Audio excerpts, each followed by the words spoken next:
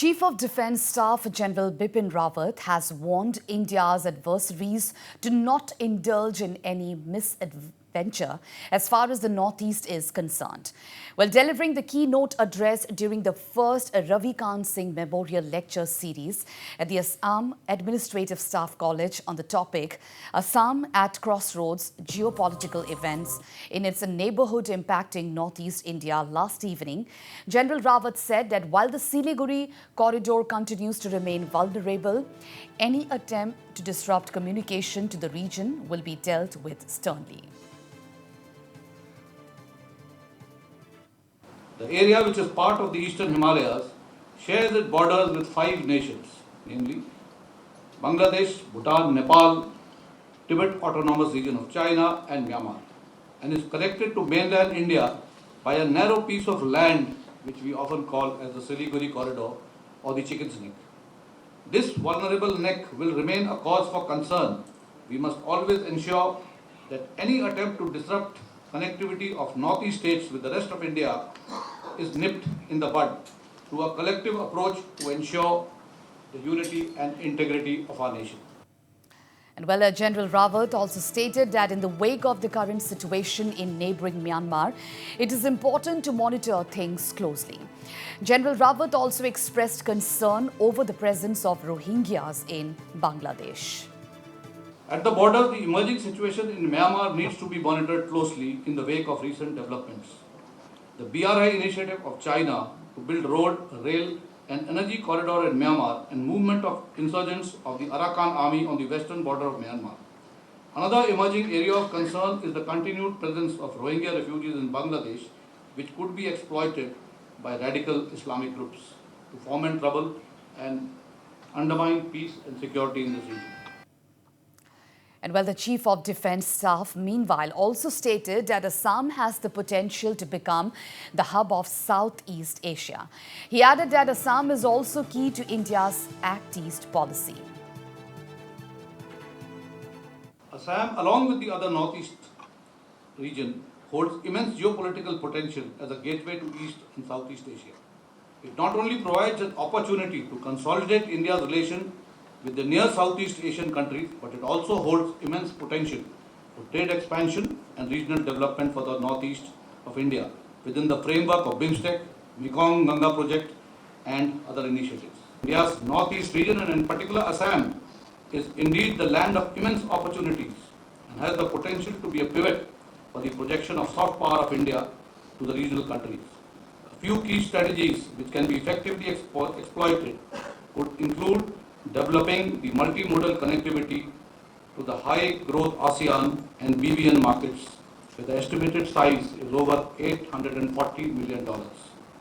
An industry strategy to enable manufacturing and service industries, including higher education, medical value tourism, and technology-enabled services to service international markets, identify and plugging key energy and urban infrastructure gaps, and developing the institutional and regulatory environment for increased cross-border trade. Given its geographic position, extensive international borders and proximity to the Association of Southeast Asian Nations, the ASEAN, Assam automatically lies at the heart of India's Act East policy. Assam offers immense growth opportunities for achieving key sustainable development goals, for achieving India's dream of a 5 trillion economy. The state has the potential to become the manufacturing and services hub for the Southeast Asia region and also offers a market of 800 million people. Meanwhile, Vikram Doraiswamy, High Commissioner of India to Bangladesh, also spoke on the occasion.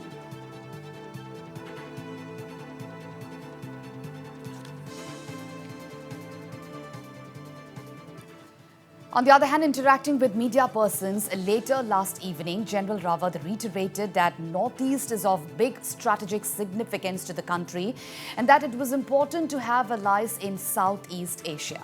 He added that India is permanent friends of all neighbours, unlike China, which is an aggressor. See, Northeast is very much important to mainland India because of the way you are, situated.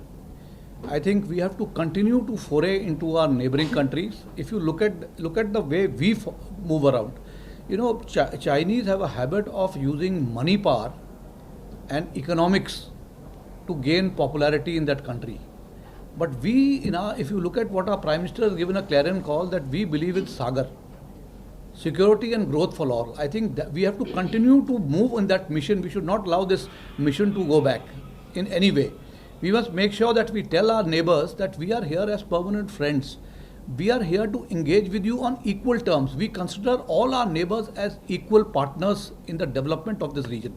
So long as we are able to convince that in the long term we will be your friends, in the short term you will get monetary advantage from China, but at what cost? You have seen some of the nations what they have gone through. And if you want to fall into the same trap, the choice is yours.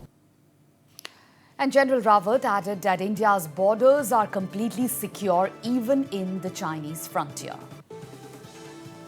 As far as the defense on the borders are concerned, we are standing strong there. I think you also heard the Chief of the Army Staff making this statement. He's been visiting all these areas, so everybody is sitting alert. We have also got adequate and effective weapon systems, and particularly the government has allowed us to buy whatever we need for the defense of our country by invoking emergency powers. And emergency powers have been given to the service to procure anything at our level, and that there are no questions being asked so long as it improves our security apparatus and our national security.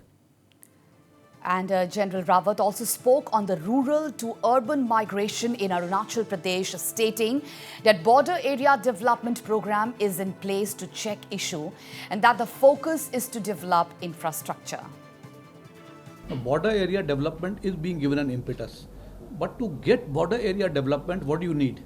A person will not migrate from the border areas and continue to stay there if he has good education facilities, if he has good health, and he's got means of livelihood. So our focus is now on, first you have to develop infrastructure. Unless you don't get roads to these areas, how will the health infrastructure move there? How will the education facilities move in there? And how will people create investment opportunities? So I think this is moving at a fast pace so that everything else can follow suit. Our idea is to develop our border areas and make sure that the people living in these areas remain there. Yet, migration to the cities will always happen. But what we have to make sure, if even after migration has happened to cities, after retirement at least people should go back, or after they have earned their livelihood and they become old, go back to where you belong to. I think that is an important message we have to send to our people. Don't forget your roots. Get back to them.